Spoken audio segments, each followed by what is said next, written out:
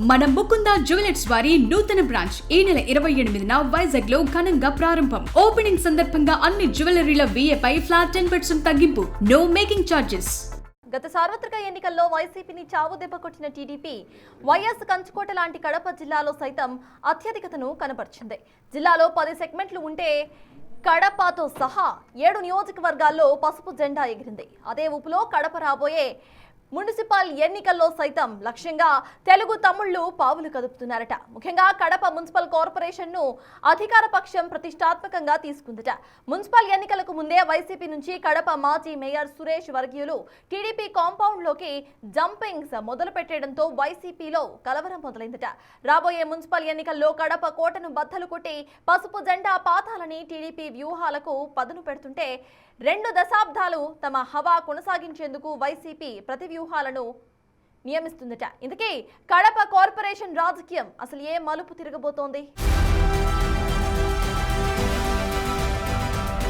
Kadapa YCP అధ్యక్షుడు మాజీ ముఖ్యమంత్రి జగన్ కంచుకోటగా ఉంటూ వచ్చింది. కాంగ్రెస్ అయినా వైసీపీ అయినా వైఎస్ కుటుంబానదే కడపలో హవా కొనసాగింది. 2005లో కడప మున్సిపాలిటీ నగరపాలక సంస్థగా అప్గ్రేడ్ అయిన తర్వాత కాంగ్రెస్ మేయర్ గా బోని కొడితే వైసీపీ ఆవిర్భావం నుంచి కడప కార్పొరేషన్ లో ఆ పార్టీ 2 సార్లు మేయర్ పీఠం కైవసం చేసుకుంది. కడప ఎమ్మెల్యే అయినా మేయర్ అయినా దాదాపు 2 దశాబ్దాలుగా వారి హవానే నడిచింది. కడప కార్పొరేషన్ లో ఒక్కసారైనా పాగా వేయాలనే టీడీపీ ప్రయత్నాలు ఒక్కసారి కూడా ఫలించలేదు. ఇప్పుడు కడప జిల్లాలో పొలిటికల్ సినేరియా మారిపోవడం, కడప ఎమ్మెల్యేగా టీడీపీకి చెందిన రెడ్డప్ప గారి మాధవిరెడ్డి ఉండటంతో త్వరలో జరగనున్న మున్సిపల్ ఎన్నికలు ఉత్కంఠభరితంగా తయారయ్యాయి.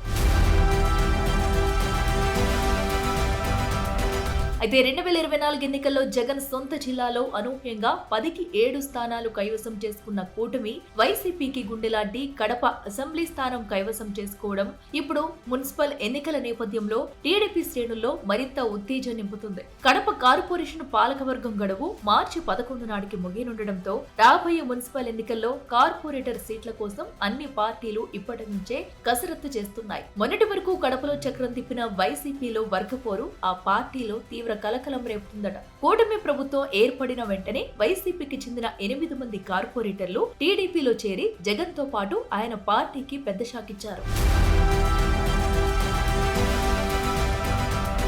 తర్వాత చోటు చేసుకున్న రాజకీయ పరిణామాలతో 2 సార్లు మేయర్ సీటులో కూర్చున్న వైసీపీ నేత సురేష్ బాబు పదవి కోల్పోయారు. తర్వాత అదే పార్టీ నుంచి పాకా సురేష్ మేయర్ సీటు దక్కించుకోవడంతో వైసీపీలో గ్రూప్ పాలిటిక్స్ కు తెరలేపింది. తమ పదవి కాలం 10 రోజుల్లో ముగుస్తుందనగా మరో 2 కీలక కార్పొరేటర్లు శివకోటిరెడ్డి, రామలక్ష్మణ్ రెడ్డి వైసీపీని వీడి ముఖ్యమంత్రి చంద్రబాబు సమక్షంలో పసుపు కండువా వేసుకోవడంతో పాన్ పార్టీలో అలచడ మొదలైందట. రాబోయే రోజుల్లో మరికొంతమంది కీలక నేతలు పార్టీ వీడతారనే ప్రచారం ఇప్పుడు వైసీపీ వర్గాలకు తెగ టెన్షన్ పెడుతుందట. మున్సిపల్ ఎన్నికలకు అన్ని పార్టీలు ఒకవైపు సమాయత్తం అవుతుంటే సొంత జిల్లాలో అది కంచుకోటలా భావిస్తున్న కడప నగరంలో చోటు చేసుకుంటున్న పరిణామాలు పార్టీలో వర్గపోరు వైసీపీ అధ్యక్షుడు జగన్ ని సైతం ఆందోళనకు గురి చేస్తుందట. ఇటీవల మేయర్ సురేష్ బాబుపై అవినీతి ఆరోపణలతో అనర్హత వేటు పడగానే కొత్త మేయర్ ఎంపికకు సంబంధించి పార్టీ కార్పొరేటర్లు 2 వర్గాలుగా చీలిపోయారట. జిల్లా పార్టీ అధ్యక్షుడు కమలాపురం మాజీ ఎమ్మెల్యే జగన్ కు స్వయానా మేనమామ రవీంద్రనాథ్ రెడ్డి వర్గంగా కొందరు, మాజీ మేయర్ సురేష్ బాబు వైపు కొందరు చీలిపోయారట. రవీంద్రనాథ్ రెడ్డి కొత్త మేయర్ ఎంపికలో పాకా సురేష్ కు మద్దతివ్వడంతో సురేష్ బాబు వర్గీయులు ఇప్పుడు పక్క చూపులు చూస్తున్నారట. పార్టీలో తమకు సరైన గుర్తింపు లేదని సైకిల్ ఎక్కేందుకు సన్నద్ధం అవుతున్నారట.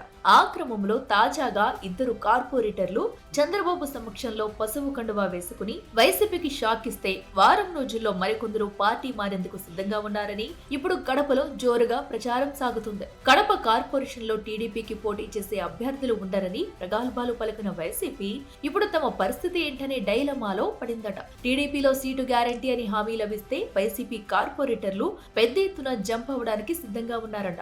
అయితే వైసీపీ నేతలు మాత్రం తమ పార్టీ నుంచి ఎవరు వెళ్లినా నష్టం లేదని, పోటీ చేసేందుకు బలమైన నేతలు క్యూలో ఉన్నారని మేకపోతు గాంభీర్యం ప్రదర్శిస్తున్నారు. మరి రాబోయే రోజుల్లో సైకిల్ స్పీడ్ కు ఫ్యాన్ ఎలా బ్రేకులు వేస్తుందో చూడాలి.